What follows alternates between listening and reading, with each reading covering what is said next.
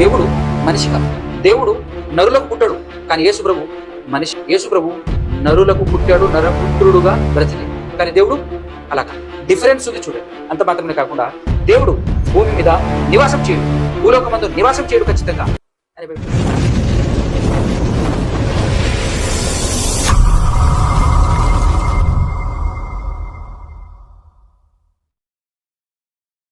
సర్వశక్తిమంతుడు, సర్వోన్నతుడు, సర్వాధికారి అయినటువంటి ఆ దేవాది దేవునికి, ఆయన కుమారుడు మన రక్షకుడైన యేసుక్రీస్తు ప్రభువారి ద్వారా పరిశుద్ధాత్మ సహాయంతోనే స్తుతులు, స్తోత్రములు, కృతజ్ఞతాస్తుతులు చెల్లించుచున్నాను. అదేవిధంగా ఆయన మాటలు వినబడినటువంటి మాటలను హృదయంలో పదిలపరుచుకునే వాటి ప్రకారంగా బ్రతకను ఉద్దేశిస్తున్నటువంటి మీ అందరికీ కూడా క్రీస్తు పేరిట శుభములు, వందనాలు తెలియజేస్తున్నాను. మరొక విషయం, యేసుక్రీస్తు ప్రభువు వారు దేవునితో సమానుడా అనేటటువంటి విషయంలో మరొక పాయింట్ గురించి మాట్లాడుకుందాం. ఇప్పుడు పాయింట్ ఏంటి అని అంటే, ఇంకొక పాయింట్ ఏంటంటే, దేవుడు మనిషిగా భూలోకానికి రాడు, దేవుడు మనిషి కాడు, దేవుడు మనిషికి పుట్టడు, అంటే నరపుత్రుడు కాడు, నరులకు పుట్టడు. దేవుడు నరుల మధ్య, మనుషుల మధ్య నివసింపలేడు అనేటటువంటి విషయం బైబిల్లో నుంచి చూసేటటువంటి ప్రయత్నం చేద్దాం పిల్లరా. ఒకసారి పాత నిబంధన గ్రంథంలో నుంచి కొన్ని, కొత్త నిబంధన గ్రంథంలో నుంచి కొన్ని విషయాలు మనం ఆలోచన చేద్దాం. సంఖ్యాకాండం 23వ అధ్యాయము 19వ వచనం. దేవుడు అబద్ధమాడుటకు ఆయన మానవుడు కాడు అని చూడండి. దేవుడు అబద్ధమాడుటకు ఆయన మానవుడు కాడు, పశ్చాత్తాపపడుటకు ఆయన నరపుత్రుడు కాడు, ఆయన నరపుత్రుడు కాడు అనే విషయం చెప్తా ఉంది. అలాగే హోషేయ గ్రంథంలో ఒక మాట, చాలా ఉన్నాయి కానీ కొన్ని చూపిస్తున్నాను మీకు. హోషేయ గ్రంథము 11వ అధ్యాయము 9వ వచనం. పిల్ల, నా ఉగ్రతాగ్నిని బట్టి నాకు కలిగిన యోచనను నేను నెరవేర్చను, నేను మరలా ఎఫ్రాయిమును లయపరచను, నేను మీ మధ్య పరిశుద్ధ దేవుడను గాని మనుష్యుడను గాను, నేను మీ మధ్య పరిశుద్ధ దేవుడను గాని మనుష్యుడను గాను, మిమ్మల్ని దహించునంతగా నేను కోపింపను అంటున్నాడు. అంటే దేవుడు నరుడు కాడు, దేవుడు మనుష్యుడు కాడు, కాలేడు, దేవుడు నరపుత్రుడు కాడు అనేటటువంటి విషయం మనం చూసాం.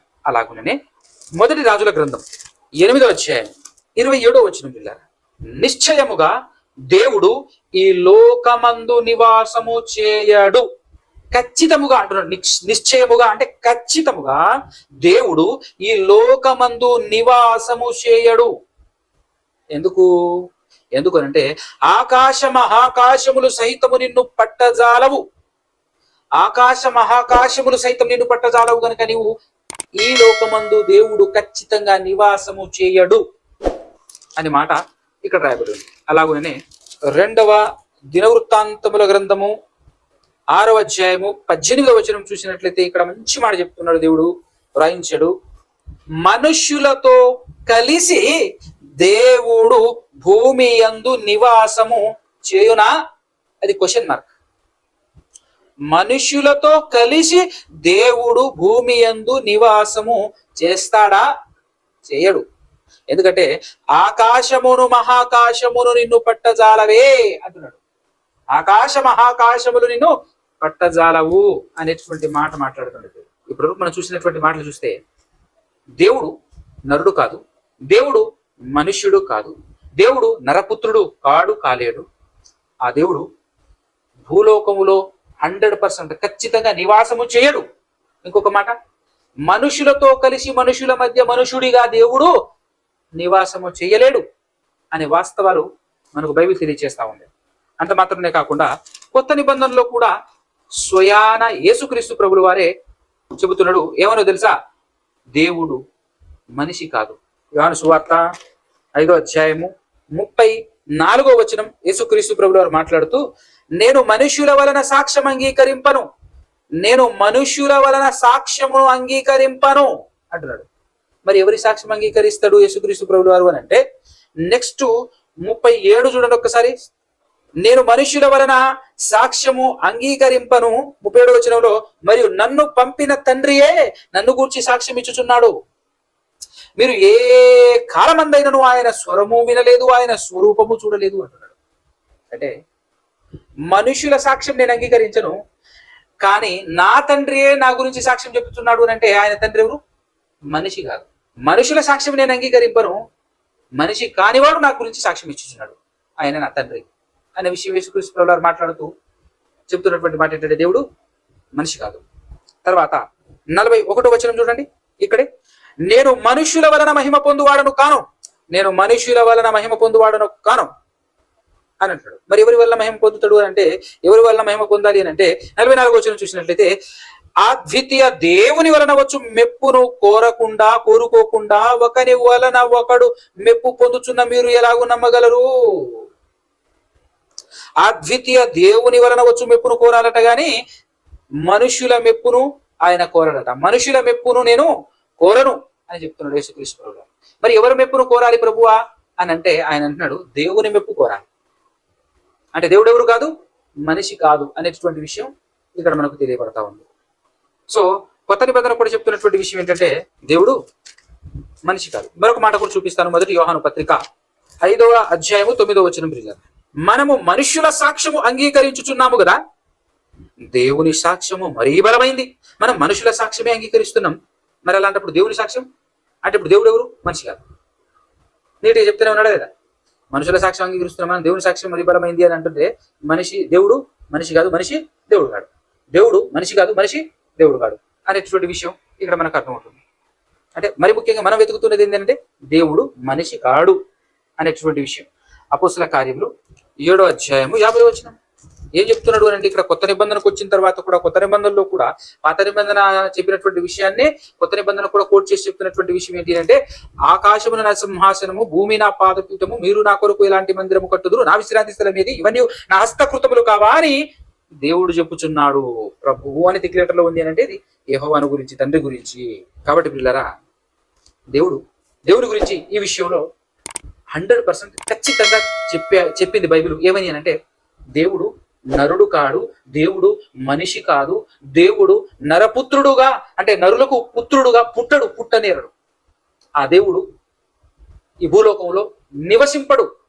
ఆ దేవుడు మనుషుల మధ్య మనిషిగా నివసింపలేడు అని దేవుని గురించినటువంటి స్టేట్మెంట్ మనకు కనబడుతుంది. మన టైటిల్ ఏంటి?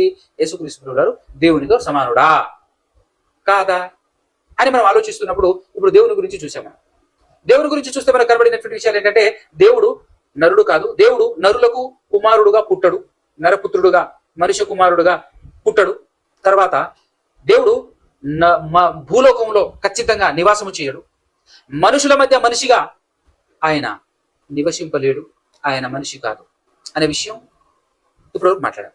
మరి ఇప్పుడు యేసుక్రీస్తు గురించి మాట్లాడినట్లయితే అపోస్తల కార్యములు 17వ అధ్యాయం 100 రిఫరెన్స్లు యేసుక్రీస్తు ప్రభువు మనిషి కుమారుడు అంటే మనిషికి కుమారుడు అన్న సంగతులు చాలా ఉన్నాయి. అవి జనరల్గా మనందరికీ తెలుసు, అవి చూపించాల్సిన అవసరం లేదు, నేను చూపించట్లేను. కానీ కొన్ని పర్టికులర్ గా ఉన్నటువంటి విషయాలు మీ ముందు ఉంచేటటువంటి ప్రయత్నం చేస్తాను. పిల్లలు జాగ్రత్తగా ఆలోచన చేయండి. 17వ అధ్యాయం 30-31 వచనాలండి అపోస్తల కార్యములు. ఆ అజ్ఞాన కాలమును దేవుడు చూసి చూడనట్టుగా ఉండెను. అంటే క్రీస్తుకు పూర్వపు కాలంలో, పితరుల కాలం కానివ్వండి, ధర్మశాస్త్ర కాలం కానివ్వండి, దేవుడు చూచి చూడనట్టుగా ఉండెను. ఇప్పుడైతే అంతటా అందరూ మారు మనసు పొందవలెనని మనుషులకు ఆజ్ఞాపించుచున్నాడు. దేవుడు మనుషులకు ఆజ్ఞాపించుచున్నాడు.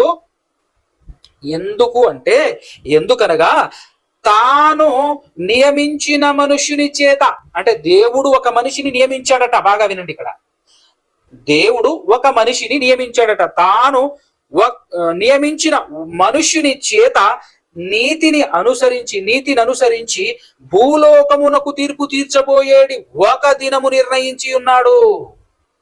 మృతులలో నుండి ఆయనను లేపినందున, అంటే ఆ దేవుడు ఏ మనిషినైతే నియమించాడో ఆ మనిషి చేత, మృతులలో నుండి ఆ మనిషిని లేపినందున దీన్ని నమ్ముటకు అందరికీ ఆధారము కలగజేసి ఉన్నాడు. అంటే ఇప్పుడు యేసుక్రీస్తు ప్రభువు వారు వేరు, దేవుడు వేరు. దేవుడు మనిషి కాదు, యేసుక్రీస్తు ప్రభువు వారు మనిషి. మరి ముఖ్యంగా దేవుడు నియమించిన మనిషి, దేవుని చేత నియమింపబడినటువంటి మనిషిగా ఇక్కడ కనబడుతున్నాడు పిల్లలు మనకు. కాబట్టి 100% యేసుక్రీస్తు ప్రభువు వారు దేవునితో సమానుడు కాడు అన్న వాస్తవం మనకి ఇక్కడ అర్థం కావాలి. ఇంకా రోమీయులకు రాసినటువంటి పత్రిక 5వ అధ్యాయం 15వ వచనం. అయితే అపరాధము కలిగినట్టు కృపావరము కలగలేదు. ఎట్లనగా ఒకరి అపరాధము వలన అనేకులు చనిపోయిన ఎడల మరి ఎక్కువగా దేవుని కృపయు యేసుక్రీస్తును ఒక మనుష్యుని కృప చేతనైన దానమును అనేకులకు విస్తరించెను అంటున్నాడు. ఒక మనిషి చేత అపరాధము కలిగితే ఇటుపక్క ఇద్దరు ఉన్నారు. ఇద్దరులో ఒక ఆయన మనిషి, ఒక ఆయన దేవుడు అంటాడు. ఒక ఆయన మనిషి, ఒక ఆయన దేవుడు. ఇంతకు అపరాధము కలిగినట్టు కృపావరము కలగలేదు ఎట్లనగా ఒకని అపరాధము వలన అనేకులు చనిపోయిన ఒకని అపరాధం అంటే ఆ ఒకడెవడు? ఆదాము గారు, మొదటి ఆదాము. అయితే ఆయన మనిషి అయితే ఇప్పుడు అక్కడ ఒకరి వల్ల అపరాధం కలిగితే ఇక్కడ ఇద్దరి వల్ల ఏం కలుగుతుంది? కృప కలుగుతుంది. ఆ ఇద్దరు ఎవరెవరు అని అంటే అందులో ఒక ఆయన దేవుడు, దేవుని కృపయు, తర్వాత యేసుక్రీస్తును ఒక మనిషిని కృప చేతనైన దానమును అనేకులకు విస్తరించెను అన్నాడు. అని అంటే ఇక్కడ 100% యేసుక్రీస్తు ప్రభువారు దేవుణ్ణి చూపిస్తూ దేవుని గురించి మాట్లాడుతూ, చాలా మంది దేవునిలోనే, దేవుడు అనే పదం ఎక్కడ రాయబడుతుందో అందులోనే యేసుక్రీస్తు ఉంటాడు, తండ్రి ఉంటాడు, పరిశుద్ధాత్మ ఉంటాడు అనేటటువంటి మాటలు మాట్లాడుతున్నటువంటి వాళ్లకు ఇది ఈ వచనం కౌంటర్ కాదంటారా? ఎందుకంటే దేవుని కృపయు అన్న తర్వాత కామా పెట్టి యేసుక్రీస్తు అనే ఒక మనిషి అని బైబిలే చెప్తుంది. యేసుక్రీస్తు అను ఒక మనిషిని కృప చేతనైన దానము అనేకులకు విస్తరించెను అని మాట్లాడినప్పుడు ఎంత ఓపెన్ గా మాట్లాడుతుంది బైబిల్. రాయించిన ఆయనకు బైబిల్ తెలియదు అంటారా? గుర్తుపెట్టుకోండి పిల్లరా. ఇది రెండవ మాట. అలాగే మూడవ మాట, మొదటి కొరింథీయులకు రాసినటువంటి పత్రిక 15వ అధ్యాయం 21, 22 వచనాలు చూసినట్లయితే, మనుష్యుని ద్వారా మరణము వచ్చెను. ఎవరా మనిషి? ఆదాము గారు, మనకు తెలుసు. మనుష్యుని ద్వారా మరణము వచ్చెను గనుక మనుష్యుని ద్వారానే మృతుల పునరుద్ధానం కలిగెను. ఇప్పుడు మృతుల పునరుద్ధానం కూడా ఎవరి వల్ల కలిగిందంటే మనిషి ద్వారానే అంటాడు. ఈ మనిషి ఎవరు? 100% యేసుక్రీస్తు ప్రభువారు. మనిషి ద్వారా మరణము వచ్చెను కనుక మనుష్యుని ద్వారానే మృతుల పునరుద్ధానమును కలిగెను. ఆదామునందు అందరూ ఎలాగూ మృతి పొందుచున్నారో అలాగునే క్రీస్తునందు అందరూ బ్రతికింపబడుదురు అనేటటువంటి విషయం చెప్తున్నాడు. అంటే యేసుక్రీస్తు కూడా మనిషి, దేవుడు మనిషి కాదు. మరొక వచనం, మొదటి తిమోతికి రాసినటువంటి పత్రిక 2వ అధ్యాయం 5వ వచనం, దేవుడు ఒక్కడే. ఈ ఒక్కడే, దేవుడు ఒక్కడే అనే దాంట్లోనే ముగ్గురు ఉన్నారని మాట్లాడేటటువంటి వాళ్ళు చాలా మంది ఉన్నారు. ఒకవేళ అలానే అనుకుంటే ఇక్కడ దేవుడు, ఆ దేవుడు ఒక్కడే అనే దాంట్లో ముగ్గురు లేరు అని సపరేట్ గా మాట్లాడుతున్నాడు. చూడండి, దేవుడు ఒక్కడే అంటే ఒకడే, దేవునికిని నరులకును మధ్యవర్తియు ఒక్కడే, ఆయన క్రీస్తేసను నరుడు అన్నాడు. ఆయన చూడండి, దేవుడు ఒక్కడే, ఆ ఒకే ఒక దేవునికిని నరులకును మధ్యవర్తి ఒకడే. ఆ ఒకడు ఎవరు అని అంటే యేసుక్రీస్తు ప్రభువు. యేసుక్రీస్తు అను నరుడు అని చెప్పాడు ఇక్కడ. కాబట్టి యేసుక్రీస్తు ప్రభువు వారు నరుడు. మరొక మాట, హెబ్రీయులకు రాసినటువంటి పత్రిక 2వ అధ్యాయం 6వ వచనం, అయితే ఒకడు ఒక చోట ఇలాగున దృఢముగా సాక్ష్యం ఇచ్చుచున్నాడు. ఏమని అంటే, నీవు మనుషుని జ్ఞాపకం చేసుకున్నట్టుకు వాడేపాటివాడు, నీవు నరపుత్రుని దర్శించుటకు వాడేపాటివాడు. ఇక్కడ ఈ మనుషుడు ఎవరో తెలుసండి? ఇక్కడ ఈ నరపుత్రుడు ఎవరో తెలుసండి? యేసు ప్రభు, యేసుక్రీస్తు ప్రభు వారే. ఎందుకంటే తర్వాత చూస్తే, నీవు దేవదూతల కంటే వారిని కొంచెం తక్కువ వానిగా చేసిదివి, మహిమా ప్రభావములతో వానికి కిరీటము ధరింపజేసిదివి, నీ చేతి పనుల మీద వానికి అధికారమును గ్రహించితివి, వాని పాదముల క్రింద సమస్తమును ఉంచితివి.